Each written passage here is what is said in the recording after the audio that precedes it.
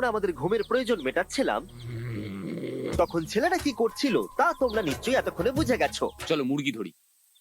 না, চলো মাছ ধরি। তো কালকে আমি আর নোলান ওই ঢিবিটার কাছে একটা বড় জাল পড়ে থাকতে দেখেছিলাম, আর আজকে এরা আমাকে সাহায্য করবে একটা ফাঁদ তৈরি করতে। প্ল্যানটা হলো এখানে বড় করে নেটটা পাতা থাকবে, কোনগুলো ওপরে আটকানো থাকবে, আর তারপরেই মুরগি আমাদের। তাহলে চলো। যদি এখন আমি উঠে ওদেরকে আটকাতাম তাহলে এটা কখনোই হতো না, কিন্তু সত্যি কথা বলতে আমার এখন ওঠার মতো ক্ষমতাই ছিল না, আর ছেলেরা অফিসিয়ালি স্বীকার করতে বেরিয়ে পড়লো। এটা তো খুব শক্তপোক্ত জাল। খুব শক্ত। এই তো। পরের 30 মিনিট ধরে ছেলেরা নেট কাটলো পারফেক্ট স্কোয়ার শেপে। ওরা দড়িটাকে গাছের ওপর দিয়ে ঝোলালো, জালের 4টে মুখ বাঁধলো, আর এটা তৈরি হয়ে গেল। এটা কাজ করছে। এটা দারুণ হয়েছে। ওরা ফাঁদ পাতার পরে শুরু করে দিল মুরগি শিকার করা। এটা আবার কি? এটা দিয়ে আমরা মুরগি শিকার করব। একবার দড়িটা দাও দেখি। তোমাকে দেওয়া যাবে না। এতক্ষণ ধরে তাহলে তোমরা এইসব করছিলে? হ্যাঁ, আমার মনে হয়েছিল তোমরা কিছু ভালো কাজ করছো। সত্যি কথা বলতে আমার এটাকে প্রথমে মনে হয়েছিল পুরো সময় নষ্ট, কারণ পরের 3 ঘন্টা তারা শুধু অপেক্ষাই করে গেল আর অপেক্ষা করে গেল। কিন্তু কোনো কারণবশত ম্যাক হাল ছাড়তে একেবারেই রাজি ছিল না, এবং অবশেষে অনেক অপেক্ষা করার পরে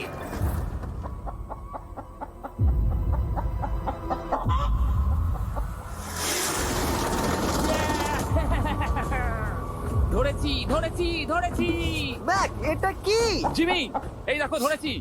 ও, মুরগিটাকে বেশ ভালো দেখতে কিন্তু। হ্যাঁ, এটা আমাদের নতুন ব্র্যান্ড রাফট ভিডিওর পাখিটার সম্মানে। একটা কথা বলি, তুমি যদি এখন ব্র্যান্ডকে নিচে রেখে দাও তাহলে ও নিশ্চয়ই আমাদের সাথে ঘুরে বেড়াবে। নিচে রেখে দাও। ঠিক আছে তাহলে ছেড়ে দিচ্ছি। Brian, Brian. না ব্রায়ান, তুমি ব্রায়ানের সাথে কি করলে? ভাবলাম এই আমাদের বন্ধু হয়ে ওকে গেছে। ফাঁদ পেতে ধরেছিলাম তো তাই। আর এভাবেই ব্রায়ানকে ধরা হলো এবং ছেড়ে দেওয়া হলো। আর বাইরে কিন্তু তাপমাত্রা বেশ কম ছিল। সত্যি কথা বলতে যেটা আমাদের যথেষ্ট এনার্জি দিচ্ছিল অ্যাডভেঞ্চার করার জন্য। আমার পিছনে আইল্যান্ডটা দেখতে পাচ্ছো? আমরা এখন ওখানে যাবো ম্যাক। চলো যাওয়া যাক। এখন আমি জানি তোমরা কি ভাবছো, কেন এখন আমরা একটা ভালো আইল্যান্ড ছেড়ে সুইম করে একটা পাথরে ঘেরা আইল্যান্ডের মাঝে যাব? সত্যি কথা বলতে এর উত্তর আমার কাছে নেই। এটা কিন্তু সত্যি খুব অদ্ভুত হবে। আমার মনে হয় এটা আমাদের বোর হওয়ার হাত থেকে বাঁচাবে। বেকার আমাদের জল আর অনেক এনার্জি নষ্ট হবে। ম্যাক, তুমি কি করছো? ভাই এখানে তো অনেক মাছ রয়েছে। সত্যি? হ্যাঁ, এই দেখো একটা স্টিংরে, আর এখানে কত মাছ ঘুরছে দেখো। এখানে তো দেখছি ঢেউগুলো অনেক বড় এবং ওগুলো আমাদের দিকেই আসছে। এই দেখো। দেখো, একটা বড় আসছে। আমরা প্রায় পৌঁছে গেছি। আমার পিছনে এই আইল্যান্ডটাকে দেখো। আর এখন আমরা এখানে। এদিকে দেখো, দুদিক দিয়ে আমাদের দিকে ঢেউ আসছে। এগুলো কিন্তু খুব পিছল পাথর। দাও এটা আমি ধরি। ও গড, ও এটা তো দারুণ লাগছে। অসাধারণ দেখতে লাগছে। আমরা পেরেছি। জানি না আমরা কেন করলাম, কিন্তু আমরা পেরেছি। এখন এখান থেকে নামবো কি করে, আর তারপরে আমাদের আইল্যান্ডে ফিরবো কি করে? যেটা সবচেয়ে ইজিলি করা যাবে সেটা হচ্ছে ঝাঁপ মারা। আমি ছাপ মারবো না। দিনের শেষ কয়েকটা ঘন্টায় বৃষ্টির ফোঁটা পড়লো গায়ে। আমরা দূরে দেখতে পেলাম ঝড় আমাদের দিকে আসছে। আইল্যান্ডে আসার আগেই ফোরকাস্ট থেকে জানতে পেরেছিলাম যে বৃষ্টি হবে না, কিন্তু ওদিকে কালো মেঘ দেখা যাচ্ছে। আমাদের প্রস্তুতি নিতে হবে। নোলান ওটাকে ঠিক করো। আমাদের শেল্টার, বৃষ্টি চলে এসেছে। জিনিসগুলো ঠিক রাখতে হবে। এখন আমাদের অনেক নারকেল পাতা লাগবে। জানালার আরো পাতা লাগবে। এবং রাত্রি নেমে আসার সাথে সাথে আমরা আমাদের নতুন এবং ইমপ্রুভড শেল্টারের ভিতরে ঢুকলাম এবং বৃষ্টির জন্য অপেক্ষা করলাম। এবং সব থেকে খারাপ বিষয় হলো জায়গাটা অচেনা। চারিদিকে এতই অন্ধকার যে বৃষ্টি হলেও আমরা দেখতে পাবো না। আমাদের ভাগ্য বোধহয় খুবই ভালো ছিল। এক চুলের জন্য আমাদের আইল্যান্ডটা ঝড়ের হাত থেকে রক্ষা পেয়েছিল, কিন্তু এটা বলতে পারি এই ভিডিওর পরের দিকে আমাদের ভাগ্য এতটাও ভালো ছিল না। জোরে বৃষ্টি পড়ছে। এখন আমরা কি করব? ভাই কেউ এদিকে এসো, এটাকে ধরো, ওটা ভেঙে যাচ্ছে। আমি বাড়ি যেতে চাই। সবাইকে গুড মর্নিং। Good morning. আরেকবার বলে দেখি, সবাইকে গুড মর্নিং। তোমরা তো সোমবার সকালের মতো গুড মর্নিং বলছো। এই আইল্যান্ডে 4 দিন কাটানোর পরে আমাদের সকালের রুটিন ছিল ঠিক এই রকম। প্রথমে জেগে উঠে আমরা গত রাত্রের ঘুম নিয়ে অভিযোগ করতাম, রাত্রিবেলা একদম আমার ভালো ঘুম আর হয়নি। তারপরে আমরা বাথরুম করতাম, মাঝে মাঝে একসাথে। তোমাদের সঙ্গে বাথরুম করতে আমার অদ্ভুত লাগে। আর তারপরে আমরা খাবার খেতাম, প্যাক করা মিল। এই প্যাক মিল খেতে খেতে আমাদের মুখ পচে গেছে, তাই জন্য আমার কাছে একটা সলিউশন আছে।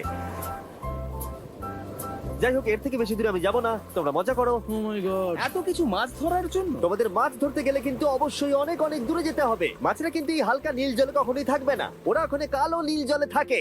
তাই এটা কি ভালো আইডিয়া নাকি খুব বাজে? সম্ভবত বাজে। প্ল্যানটা কিন্তু একটু বিপজ্জনক হলেও বেশ সোজা ছিল। ম্যাক একটা হিউম্যান মোটর বোটের মতো কাজ করছিল। শেন আর নোলানকে টেনে টেনে মাছ সমুদ্রে নিয়ে গেল। আর শেনকে এখন যে কাজটা ভালোভাবে করতে হবে সেটা হলো ওকে মাছ ধরতে হবে, আর আমরা যাতে ভালো করে খেতে পারি তার ব্যবস্থা করতে হবে। তোমরা দড়ি ধরে আছো তো? আমি 500 ফুটের একটা দড়ি এনেছিলাম যেটা দিয়ে ওদেরকে বাঁধা আছে, তাই ওদের কোনো সাহায্য লাগলে আমরা ওদেরকে টেনে নিয়ে আসতে পারবো। তাই না চ্যানেলার? হ্যাঁ। দড়ি এখনো আছে তো?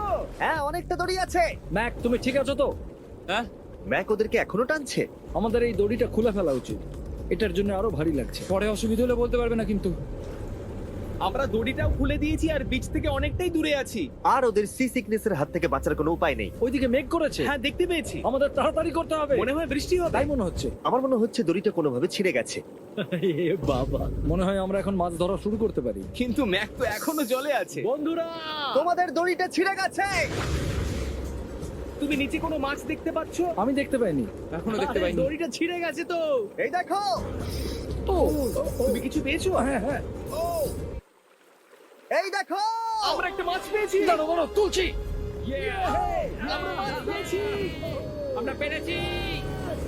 2 ঘন্টা মাছ ধরবার পরে 200টা মাছের ক্যালোরি বার্ন করে ওরা একটা মাছ ধরে নিয়ে এসেছে। এটা এখন খাওয়া যেতে পারে? হ্যাঁ অবশ্যই। এটা টেস্ট একদম সুপারমার্কেটের মাছের তুমি মতো। জানো না সুপারমার্কেটের মাছ কোথা থেকে আসে? কোথা থেকে? সমুদ্র থেকে।